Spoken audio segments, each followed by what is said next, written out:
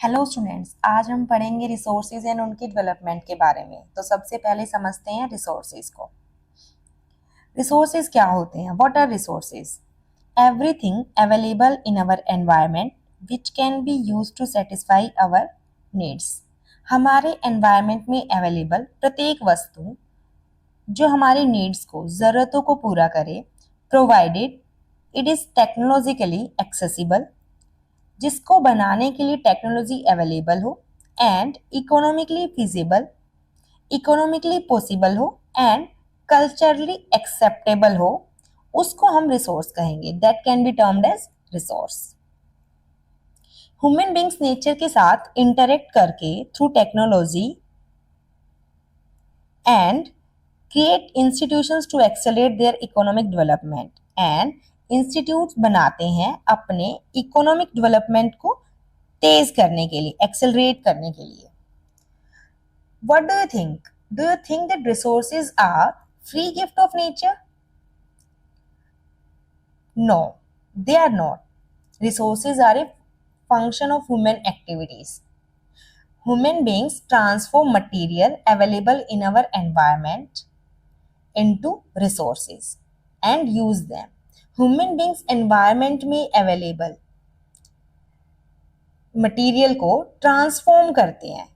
They transform the available material into resources and use them. अब हम study करेंगे classification of resources. Resources can be classified in different ways.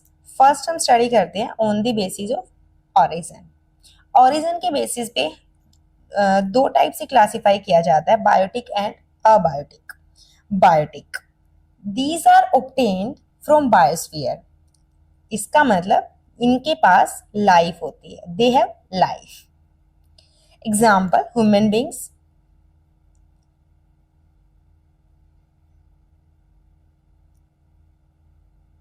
Flora and fauna, सब इसमें आते हैं। Next है abiotic. Abiotic में वो सभी थिंग्स जो नॉन लिविंग थिंग्स से बनी है, जैसे रॉक्स, मेटल्स एटसेट्रा, ये सब एबायोटिक में आते हैं।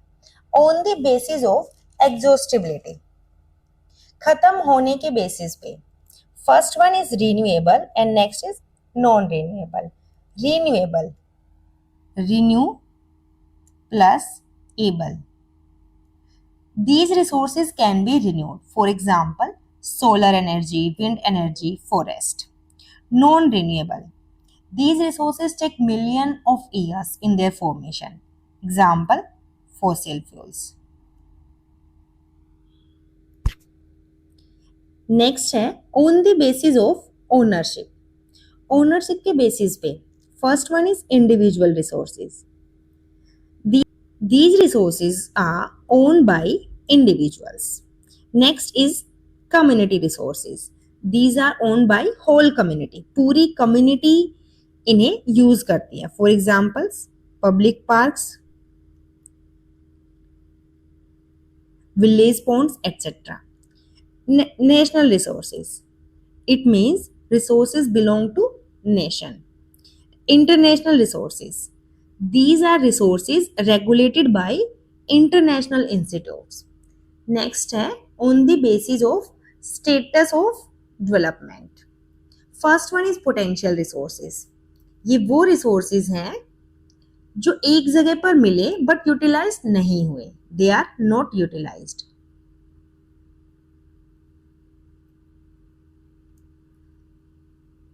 Next है second one is developed resources. Resources which are developed, but their development depends on technology and other factors. Next is stock and reserves. Stock environment में available वो materials हैं which can satisfy human needs, but human beings के पास appropriate technology नहीं है. For example, hydrogen gas. Reserves, ये stock में ही आते हैं, ये फ्यूचर रिक्वायरमेंट के लिए यूज किए जा सकते हैं, इनके लिए टेक्नोलॉजी भी अवेलेबल है। नेक्स्ट है हमारे पास डेवलपमेंट ऑफ रिसोर्सेज।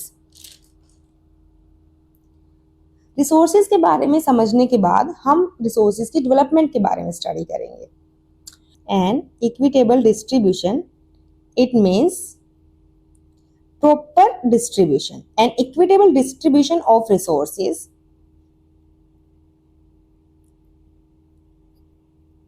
एसेंशियल हो गया है अच्छी क्वालिटी ऑफ लाइफ के लिए and also for global peace के लिए।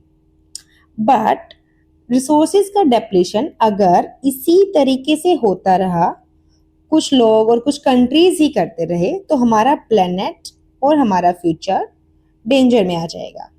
नेक्स्ट है हमारे पास सस्टेनेबल डेवलपमेंट। ये क्या होता है? Sustainable development means a development, ऐसी डेवलपमेंट जिसमें एनवायरमेंट का डैमेज ना हो। Development should take place without damaging the environment and ऐसी डेवलपमेंट जो प्रेजेंट में डेवलपमेंट है लेकिन वो फ्यूचर जनरेशन की नीड्स के साथ कॉम्प्रोमाइज नहीं कर रही है। रियो डी जेनेरो अर्थ समिट 1992।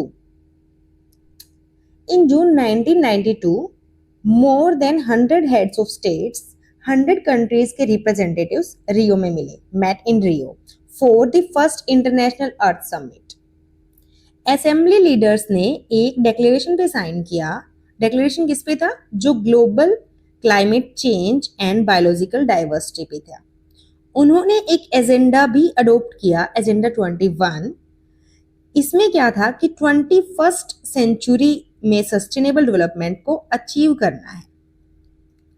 अब देखते हैं कि एजेंडा 21 क्या था। एजेंडा 21 ये एक डेक्लेरेशन है जो कि वर्ल्ड लीडर्स ने 1992 में साइन किया था। कहाँ पे? At United Nation conference on environment and development at Rio, Brazil. यह एक एजेंडा है जिसका ऑब्जेक्टिव है हमारे पास, जिसको क्या करना है कि एनवायरमेंटल जो डैमेज है, जो पॉवर्टी है और जो डिजीज है, इनको दूर करना है with the help of global cooperation. Agenda 21 का मेन एम है कि हर local government, every local government अपना लोकल एजेंडा 21 तैयार करे। Next topic is resource planning. Resource planning एक टेक्निक है रिसोर्स के प्रॉपर यूटिलाइजेशन के लिए। ये एक ब्लूप्रिंट है, हम कह सकते हैं ये एक ब्लूप्रिंट है जो रिसोर्सेज के जुडिशियस यूटिलाइजेशन के लिए है। अब हम देखते हैं कि रिसोर्स प्लानिंग में कौन कौन से स्टेप्स इन्वॉल्व होते हैं। First one is identification and inventory of resources. इसमें इंक्लूड्स होता है रिसोर्सेज का सर्वे करना, मैपिंग करना, उनकी क्वालिटी एंड क्वांटिटी का एस्टिमेट लगाना। सेकेंड स्टेप्स आता है हमारे पास evolving a planning structure, technology की हेल्प से प्लान तैयार करना। Next is managing the resource. जो रिसोर्स डेवलपमेंट प्लान्स हैं हमारे पास जितने भी, उनको नेशनल डेवलपमेंट प्लान्स के साथ मैनेज करना। Next is conservation of resources. Resources का किसी भी डेवलपमेंट एक्टिविटी में बहुत इंपॉर्टेंट रोल है, बट रिसोर्सेज के इरेशनल कंजम्पशन से एंड ओवर यूटिलाइजेशन से social, economic and environmental problems हो सकती हैं। इन प्रॉब्लम्स से बचने के लिए रिसोर्सेज कंजर्वेशन हर लेवल पे बहुत इंपॉर्टेंट है। Land resources and their usage. Land एक बहुत इंपॉर्टेंट नेचुरल रिसोर्स है। यह natural vegetation, wild life, man women life, economic activities, transport और कम्युनिकेशन, इन सभी को सपोर्ट करता है। India has land under a variety of relief features, namely इसमें आते हैं हमारे माउंटेन्स। माउंटेन्स 30% एरिया जो इंडिया का वो कवर करते हैं। फिर आते हैं हमारे प्लेन्स, ये 43% एरिया कवर करते हैं। प्लेट्यूज ये 27% एरिया कवर करते हैं। नेक्स्ट आता है हमारे पास लैंड यूटिलाइजेशन। लैंड रिसोर्सेज कौन कौन से पर्पस के लिए यूटिलाइज हो रहे हैं हमारे पास। फर्स्ट वन इज फॉरेस्ट, और बहुत सारी ऐसी जगह है जो कि हमारे पास फार्मिंग के लिए, कल्टीवेशन के लिए अवेलेबल नहीं है, वेस्ट लैंड आते हैं इसमें। या फिर जो land put to non agriculture use, जैसे बिल्डिंग्स के लिए, रोड्स के लिए, ये सभी इसमें आती है। अदर अनकल्टिवेटेड लैंड, जिस जहाँ पे परमानेंट पोस्चर्स या ग्रेजिंग लैंड बना दिए गए हैं या फिर कुछ वेस्ट लैंड है। नेक्स्ट है इसी में हमारे पास फैलो लैंड। लैंड मतलब खाली भूमि। इसके अंदर आते हैं हमारे पास current fallow land, present fallow land. It means कि ये वो जमीन जहाँ पे 1 साल या उससे कम टाइम से कोई भी एग्रीकल्चर नहीं हुआ है, कोई भी कल्टीवेशन नहीं हुआ है। Other than current fallow land और left uncultivated for the past 1 to 5 agriculture years से जो लैंड हमारे पास खाली है, जहाँ कोई कल्टीवेशन नहीं हुआ है। नेक्स्ट है हमारे पास net sown area. Net sown area is the area that is covered with the crop throughout the year. और अब हम देखते हैं इंडिया में लैंड यूज पैटर्न। इंडिया में जो लैंड यूज पैटर्न है हमारे पास, उसको मेनली 2 फैक्टर्स डिटरमाइन करते हैं। एक है हमारे फिजिकल फैक्टर्स और एक है हमारे ह्यूमन फैक्टर्स। फिजिकल फैक्टर्स में आते हैं हमारे पास टोपोग्राफी, वहाँ का क्लाइमेट, वहाँ की सोयल टाइप्स। और ह्यूमन फैक्टर्स में हमारे पास आती है पॉपुलेशन डेंसिटी, वहाँ टेक्नोलॉजी की क्या कैपेबिलिटी है, जहाँ पे कल्चर, वहाँ के ट्रेडिशंस। नेक्स्ट है land degradation. It means land degradation का मतलब क्या होता है? लैंड डिग्रेडेशन मीन्स लैंड की क्वालिटी का खराब होना। ह्यूमन एक्टिविटी जैसे डिफोरेस्टेशन, ओवरग्रेजिंग, माइनिंग एक्टिविटीज, ये इन सभी की वजह से लैंड डिग्रेड हो रहा है। अदर फैक्टर्स हैं जैसे ओवर इरिगेशन, ज्यादा सिंचाई से भी लैंड सलाइन और एल्कलाइन हो जाता है। जो सीमेंट और सेरेमिक इंडस्ट्रीज हैं, वहां से डस्ट आती है। इंडस्ट्रियल एफ्लुएंट्स, ये जो लिक्विड वेस्ट आता है इंडस्ट्रीज से, जो भी लिक्विड वेस्ट डिस्चार्ज किया जाता है, उससे भी लैंड डिग्रेड हो रही है। अब देखते हैं suggestions for the conservation of land. अब लैंड को कंजर्व करने के लिए हम क्या क्या कर सकते हैं? एफोरेस्टेशन, बहुत सारे प्लांट्स हम लोग ग्रो कर सकते हैं। जो ग्रेजिंग एक्टिविटीज है उन पे कंट्रोल करना है। Planting of shelter belts of plant. Planting of shelter belts of plants मतलब एक ही लाइन में बहुत सारे पेड़ हमें उगाने हैं। कंट्रोल ऑन ओवर ग्रेजिंग, जो सैंड ड्यून्स हैं उनको स्टेबलाइज करना बाय ग्रोइंग थोर्नी ब्रशेस। मिट्टी के ढेरों को स्टेबलाइज करेंगे, वहां पे कांटेदार झाड़ियां उगा के। प्रॉपर मैनेजमेंट करेंगे जो भी वेस्टलैंड्स हैं, और जो माइनिंग एक्टिविटीज हैं हमारी, उन पे कंट्रोल करेंगे। Soil as a resource. Soil एक बहुत इंपॉर्टेंट रिन्यूएबल रिसोर्स है। ये हमें मीडियम प्रोवाइड करती है फॉर प्लांट ग्रोथ और सपोर्ट करती है different type of living organisms को अर्थ पे। सोयल खुद एक लिविंग सिस्टम है। सोयल की एक फ्यू सेंटीमीटर्स बनने के लिए सोयल को मिलियंस ऑफ ईयर लग जाते हैं। अब देखते हैं वेरियस फैक्टर्स ऑफ नेचर, जैसे कि जो चेंज इन टेम्परेचर है, एक्शन ऑफ रनिंग वाटर है, विंड, ग्लेशियर, ये सब सोयल के फॉर्मेशन के लिए कंट्रीब्यूट करते हैं। फैक्टर्स किस चीज के लिए रिस्पॉन्सिबल हैं? These factors responsible for the formation of colour of soil, thickness of soil, texture of soil, age of soil and the chemical and physical properties of the soil. Types of soil found in India. अब हम study करेंगे type of soils जो India में पाई जाती हैं। First one is alluvial soil. This is widely spread in the north Indian plains और ये बहुत ही फर्टाइल होती है। It is classified as khadar and bangar. इस सोयल के अंदर प्रॉपर प्रोपोर्शन में पोटास, फॉस्फोरिक एसिड और लाइम मिलता है। ये सोयल आइडियल है for the growth of sugar cane, paddy and other pulses crop. Next है हमारे पास black soil. Found in the plateaus of Maharashtra, Malwa and Chhattisgarh में ये सोयल मिलती है हमें, और साउथ ईस्ट डायरेक्शन में गोदावरी एंड कृष्णा वैलीज तक ये एक्सटेंड हो रखी है। ये सोयल हमारे पास रिच है किसमें? Calcium carbonate, magnesium, potash and lime, but poor है हमारे पास ये फॉस्फोरस कंटेंट में। This soil is ideal for the growing cotton crop. Next, red and yellow soil. This soil is mainly found in Odisha, Chhattisgarh and southern part है जो middle Ganga plane का उसमें and western Ghats पर. These soil develops a reddish color due to diffusion of iron in crystalline and metamorphic rocks. Reddish color आता है iron के diffusion से, और इट लुक्स येलो, और ये येलो दिखती है जब ये हाइड्रेटेड फॉर्म में होती है, मींस इसके अंदर वाटर कंटेंट होता है।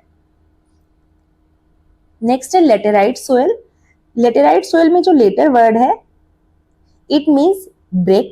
This soil develops in areas of high temperature and heavy rainfall. It is mainly found in Karnataka, Kerala, Tamil Nadu, Madhya Pradesh and hilly areas of Assam and Odisha. It is good for tea, coffee, cashew nut, etc. Next है हमारे पास arid soil. These soil are generally sandy in texture and saline in nature. Due to dry climate, high temperature, this soil lacks humus and moisture. इस soil में ना humus होता है ना moisture होता है, और जो lower origin है इस soil की are occupied by कंकर. Next है हमारे पास forest soils. These soil are found in the hilly and mountainous areas जहाँ पे sufficient rainforest available है हमारे पास. They are loamy and silty in valley sides and this soil found in the lower parts of valleys. Next topic is soil erosion. The denudation of the soil cover and subsequent washing down of topsoil. In short, मिट्टी की ऊपरी परत का कटाव and बहाव, इसे soil erosion कहते हैं. Soil erosion natural forces and human activities दोनों के कारण होते हैं. नेचुरल फोर्सेस जैसे wind, glaciers and water led to the soil erosion and human activities like deforestation, overgrazing, construction and mining led to the soil erosion. अब देखते हैं type of soil erosion. First is gully erosion. जब बहता हुआ पानी when running water clayey soil को काटता है, cut through the clayey soils, और डीप चैनल्स बनाता है, तो इसे गुलीज कहते हैं. The land becomes unfit for cultivation, और जो ये ऐसी जमीन होती है ये कल्टीवेशन के लिए अनफिट हो जाती है, इसे बेडलैंड भी कहते हैं. चंबल बेसिन के अंदर ऐसे लैंड्स को रवाइंस कहा जाता है. नेक्स्ट है सीट इरोजन.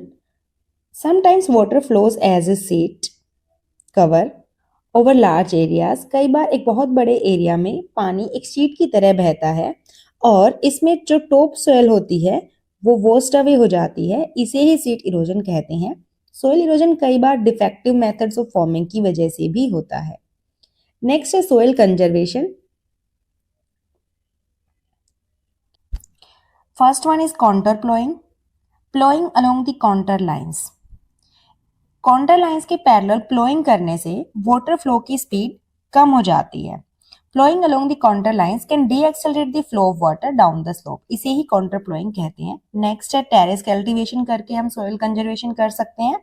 नेक्स्ट है स्ट्रिप क्रॉपिंग. स्ट्रिप क्रॉपिंग क्या होती है, इसमें लार्ज फील्ड को है उनको स्ट्रिप्स की फॉर्म में डिवाइड कर दिया जाता है. उसके अलावा हम एफोरेस्टेशन करके या शेल्टर बेल्ट ऑफ ट्रीज लगा के भी हम लोग सोइल कंजर्व कर सकते हैं.